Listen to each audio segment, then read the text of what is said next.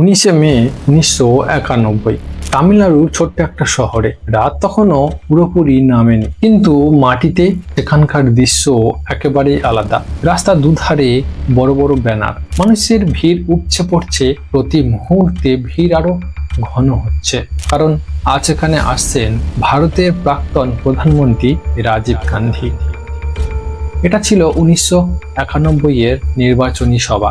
রাজনৈতিক অস্থিরতা, আতঙ্ক, হুমকি সবই চলছিল একসাথে, কিন্তু তারপরও রাজীব গান্ধী সেই দিন ঠিক করলেন তিনি যাবেন এই ছোট্ট শহরটিতে সাধারণ মানুষের সঙ্গে দেখা করতে। সেই দিন এটা ছিল একটা সাধারণ প্রচার সভা, তবুও লোকজনের উত্তেজনা ছিল ভয়ঙ্কর মাত্রায়। সেই বিশাল ভিড়ের মাঝেই দাঁড়িয়েছিলেন একজন শান্ত চোখে অদ্ভুত মহিলা, হাতে ছিল একটা ফুলের মালা। সে ভিড়ের মধ্যে দাঁড়িয়ে থাকলেও তার ভেতরে চলছিল একদম আলাদা একটা পরিকল্পনা, যার লক্ষ্য শুধু একজন এবং যার পরিণাম অসংখ্য নিরীহ মানুষের মৃত্যু।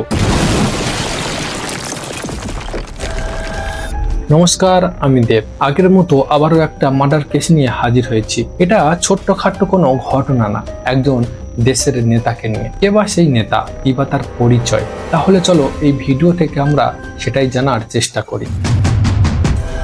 সালটা ছিল 21 মে 1991। তামিলনাড়ুর শান্ত ছোট্ট একটা শহর পেরুদুম্বুর।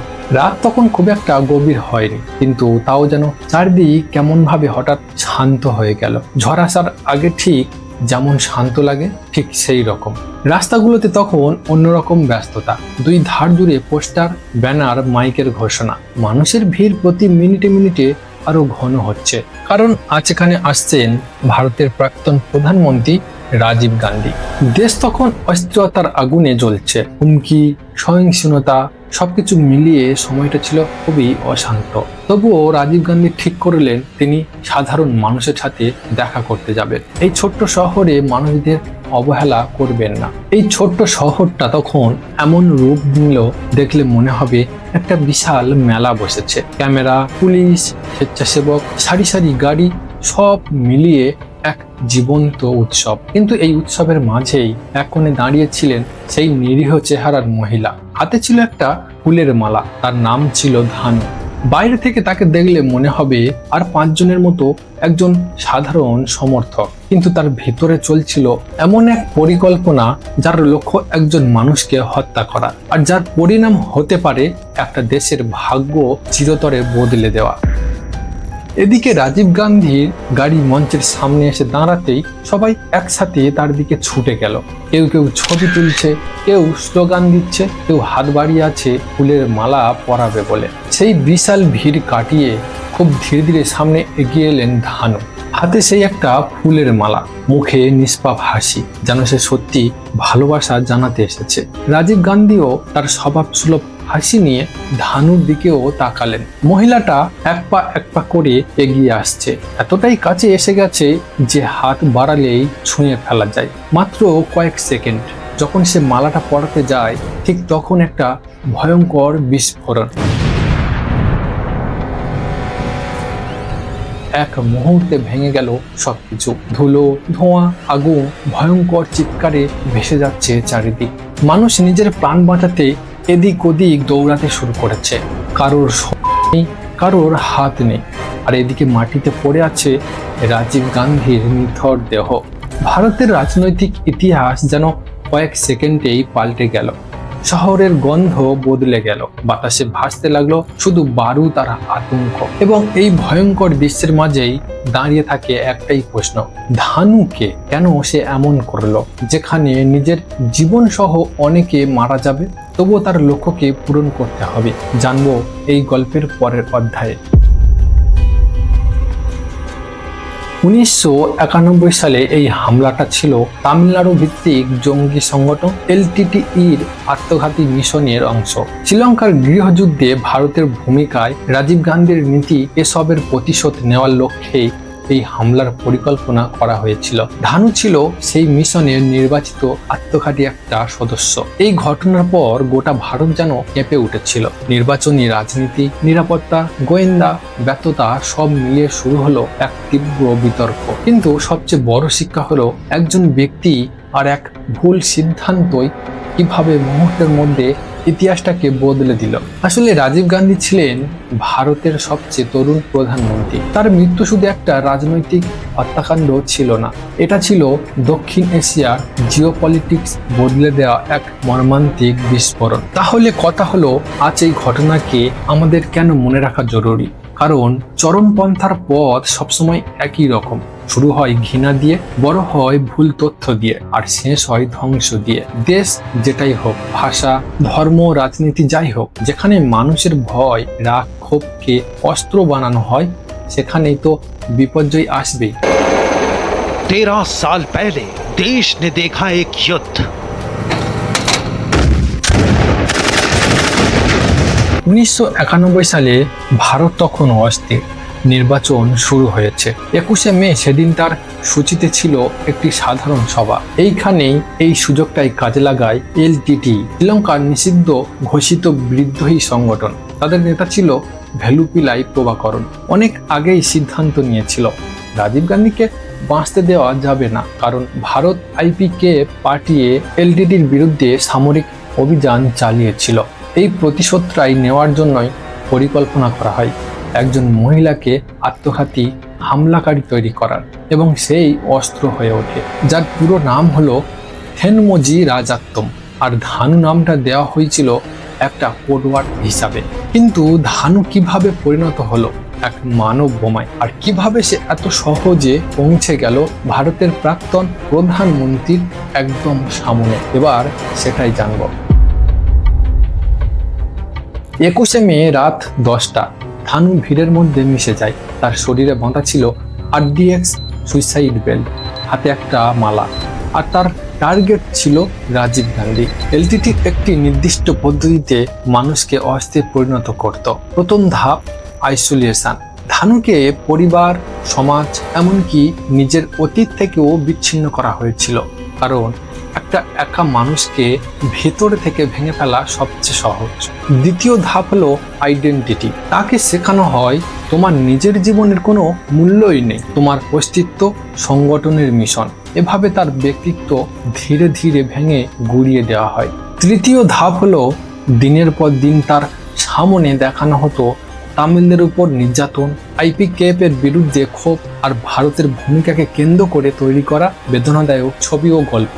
এভাবে ট্রমা দিয়ে তার ইনার আইডেন্টিটি বদলে দেওয়া হয়। এটা এমন একটা ব্রেন ওয়াশিং, মানুষের মনকে পুরোপুরি রিপ্রোগ্রাম করে দেয়। একসময় ধানু নিজেকে আর মানুষ ভাবতো না, সে ভাবতো আমি একটি মিশন, আমি একটা অস্ত্র।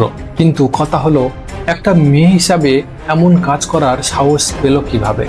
এবার সেটাই জানব। পরে সিবিআই পুনর্গঠন করে দেখায় ধানু 4 দিন আগে চেন্নাই পৌঁছেছিল। তার সঙ্গে ছিল শিবারাসান, এলটিটিই ভারত অভিযান প্রধান। তার এক চোখ নষ্ট হওয়ার জন্য তাকে সবাই বলতো এক চোখওয়ালা প্রধান। এই মানুষটাই পুরো অপারেশনটা সাজায়। পরিকল্পনা ছিল মিলিটারি স্টাইল, কোনো ভুলের সুযোগ নেই। শিবারাসান সবার এলাকাটা আগে 2 বার ঘুরে দেখে এবং স্পষ্ট হয় ভিড়ের চাপে ভিআইপি সিকিউরিটি ভেঙে যাবে, আর ধানুকে এমন স্থানে রাখা হবে যেখানে রাজীব গান্ধী তার হাত থেকে মালা নেবেন। 10:10 রাজীব গান্ধী এগিয়ে আসছেন, আর ধানু সামনে এসে দাঁড়ালো, মালা নিয়ে মাথা নিচু করে এমন ভাবে যেন সে সত্যি শ্রদ্ধা জানাতে এসেছে। ঠিক এই মুহূর্তেই একজন স্থানীয় ফটোগ্রাফার, নাম হলো হরিবাবু, একটি ফটো তোলে। এই ফটো ভারতের তদন্তের ইতিহাস বদলে দেয়, কারণ বিস্ফোরণের ঠিক 5 সেকেন্ড আগেই সেই ফ্রেমে ধানু এবং রাজীব গান্ধীকে দেখা গিয়েছিল একসাথে। তারপর সবকিছু বদলে যায় এক মুহূর্তে। ধোঁয়া, আগুন, মানুষ ছিটকে পড়েছে, এক মর্মান্তিক বিশৃঙ্খলা ছেড়ে যায় পুরো মাঠে। খবর সূত্রে জানা যায় সেই রাতে মৃত্যু হয়েছিল 15 জনের। এর মাঝে ছিলেন ভারতের প্রাক্তন প্রধানমন্ত্রীও। কিন্তু বিস্ফোরণের পর পালিয়ে যাওয়া এলটিটিই টিমের কি হলো, এবং ভারত সরকার কিভাবে এই হত্যার মূল পরিকল্পনাকারীদেরকে খুঁজে বার করলো, এবার সেটাই জানব। সিবিআই এর মনোবিজ্ঞানীরা ধানুর শেষ মুহূর্তগুলো বিশ্লেষণ করে। তারা বলে ধানুর মন পুরোপুরি মিসিং ফিউজ হয়ে গিয়েছিল, মানে তার নিজের অস্তিত্ব আর মিশনের অস্তিত্ব এক হয়ে গেছে, তার সংকোচ সব বন্ধ হয়ে গেছে। শেষ মুহূর্তে সে কোনো ভয়, কোনো যন্ত্রণা অনুভব করেনি। সে শুধু জানতো তাকে তার মিশন সম্পূর্ণ করতে হবে। এই পুরো ঘটনাটা শুধু রাজনৈতিক বা প্রতিশোধ নয়, এর ভিতরে লুকিয়ে আছে তিনটি বৈজ্ঞানিক স্তম্ভ, যেগুলো না বুঝলে পুরো ব্যাপারটা অসম্পূর্ণ থেকে যায়। শ্রীলঙ্কার ছোট্ট একটা দেশ, কিন্তু এর ভেতরে তখন ফুটছিল জাতিগত আগুন। সিংহলি আর তামিলদের মধ্যকার সংঘাত দিন দিন ভয়াবহ রূপ নিচ্ছিল।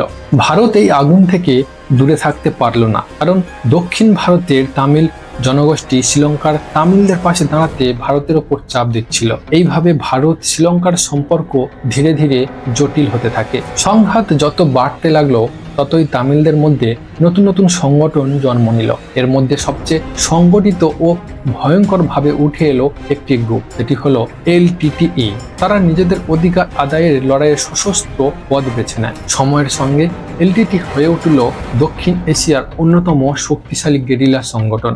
শ্রীলঙ্কার তামিল ও সিংহলিদের মধ্যে যুদ্ধ ভয়াবহ হয়ে উঠল। ভারত চেয়েছিল পরিস্থিতি শান্ত করতে, তাই শ্রীলঙ্কার অনুরোধে ভারত পাঠায় IPKF, একটি শান্তিরক্ষা বাহিনী। কিন্তু সেখানে গিয়ে এই বাহিনী LTTEর সঙ্গে সরাসরি সংঘর্ষে জড়িয়ে পড়ে। LTTEর মনে জন্ম নিল বিশ্বাসঘাতকতা বোধ। এটা ছিল সবকিছুর মোড় ঘোরানোর মুহূর্ত। LTTEর দৃষ্টিতে ভারত হয়ে উঠল বন্ধু নয়, শত্রু। যুদ্ধ, ধাওয়া পাল্টা ধাওয়া, ক্ষয়ক্ষতি। LTTEর মনে জমতে লাগলো ক্ষোভ, রাগ, প্রতিশোধের আগুন। তাদের ভাবনা ছিল, ভারত আমাদের সঙ্গে বিশ্বাসঘাতকতা করেছে এবং এর হিসাব তো একদিন চাইতেই হবে। সময়ের স্রোতে রাজীব গান্ধী আবারও রাজনৈতিকভাবে সক্রিয় হচ্ছিলেন। LTTE মনে করলো, ভারতের ভবিষ্যৎ নেতৃত্বে যদি তিনি আবার ফিরে আসেন, তাহলে আবারও শ্রীলঙ্কার রাজনীতিতে ভারত হস্তক্ষেপ করবে। এর মানে আবার সংঘাত, আবার যুদ্ধ। এই ভয়, এই ক্ষোভ, এই রাজনৈতিক হিসাব নিকাশ সব মিলিয়ে LTTE নিল এক ভয়ঙ্কর সিদ্ধান্ত। তারা ভাবলো, ভারতকে বার্তা দিতে হলে শীর্ষ নেতৃত্বকে আঘাত করাই হবে সবচেয়ে বড় প্রতীকী পদক্ষেপ। এইভাবে জন্ম নিল এক ভয়ঙ্কর পরিকল্পনা, যার শেষ ধাপ ছিল রাজীব গান্ধীর ওপর আত্মঘাতী হামলা করা।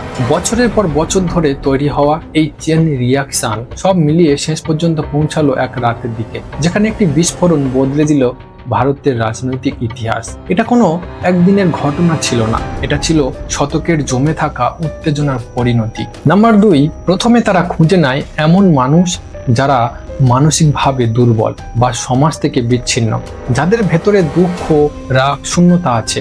এরা চরমপন্থীদের কাছে সবচেয়ে সহজ টার্গেট। ধানুর গল্পেও এর ছাপ ছিল। সে ছিল একদম সাধারণ একটি মেয়ে। পরের ধাপটা সবচেয়ে সূক্ষ্ম।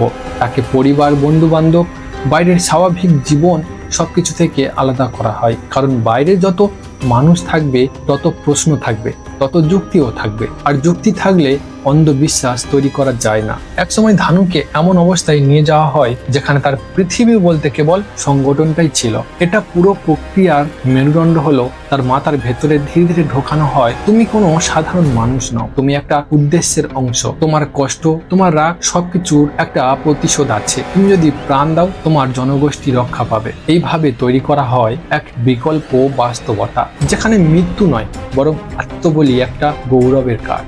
ধানুর মনে এই বিশ্বাস গেঁথে দেওয়া হয়েছিল, সে যেন আর নিজের উপর চিন্তা করতে না পারে, বরং সংগঠনের চোখ দিয়ে পৃথিবীকে দেখতে শেখা। শেষ ধাপে তাকে এমন আবেগ ভরিয়ে দেওয়া হয় যেখানে সে মনে করে, এটা আমার শেষ দায়িত্ব। এই কাজটা না করলে আমার বিশ্বাস, আমার জাতি, আমার পরিবার সবই হারিয়ে যাবে। এটা ছিল এক ধরনের গভীর ইমোশনাল ম্যানিপুলেশন, যেখানে ব্যক্তির ইচ্ছা আর সংগঠনের ইচ্ছার মধ্যে কোনো পার্থক্য থাকে না। ধানুকে ঠিক এইভাবেই প্রস্তুত করা হয়েছিল। একজন সাধারণ মেয়েকে বোঝানো হয়েছিল যে তার মৃত্যু নাকি দলের জন্য এক পবিত্র কাজ। 21শে মে 1991, এটা একটা বিস্ফোরণ ছিল না, এটা ছিল একটা প্রতিশোধের আগুন এবং বেন ওয়াসিং এর নির্মম পরিণতি। ধানু একজন সাধারণ মহিলা, কিন্তু ঘৃণার প্রোগ্রামিং তাকে অস্তে পরিণত করেছিল। রাজনীতির এই খেলায় মরেছে সাধারণ মানুষ, একটি পরিবার হারিয়েছে তাদের প্রিয়জনকে, আর একটি দেশ হারিয়েছে ভবিষ্যতের একজন নেতাকে।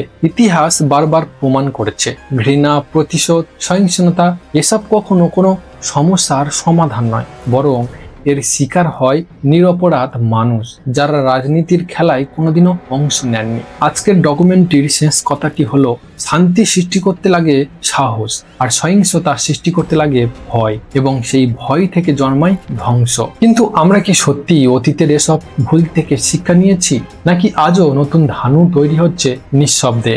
বিস্ফোরণের পর তদন্ত শুরু হয় এবং ঠিক সেই ধ্বংসস্তূপের ভেতর থেকে সিবিআই উদ্ধার করে একটা ক্ষতিগ্রস্ত ক্যামেরা, যেটা হলো হরিবাবু, যে ক্যামেরার ভেতরে ফিল্ম রিল ধানুর আসল মুখ উন্মোচন করে। এই এক ছবির সূত্র ধরে সিবিআই খুঁজে পায় ধানুর পরিচয়, তার মুভমেন্ট প্যাটার্ন, তার হ্যান্ডেলার শিবরাসান, আর তার পেছনে থাকা এলটিটিই সংগঠন। 3 মাস জঙ্গলে লুকিয়ে থাকার পর শিবরাসানকে ঘিরে ফেলে সিবিআই, এবং সেদিনও পালানোর চেষ্টা করেছিল। শেষমেশ সে নিজের দল নিয়ে আত্মহত্যা করে। আজও পৃথিবী জুড়ে ব্রেন ওয়াশিং, উপপাত, রাজনীতি, প্রতিশোধ, একই ফর্মুলা মানুষকে ব্যবহার করা হয়।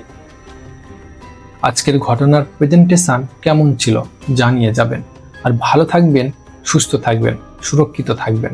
টাটা।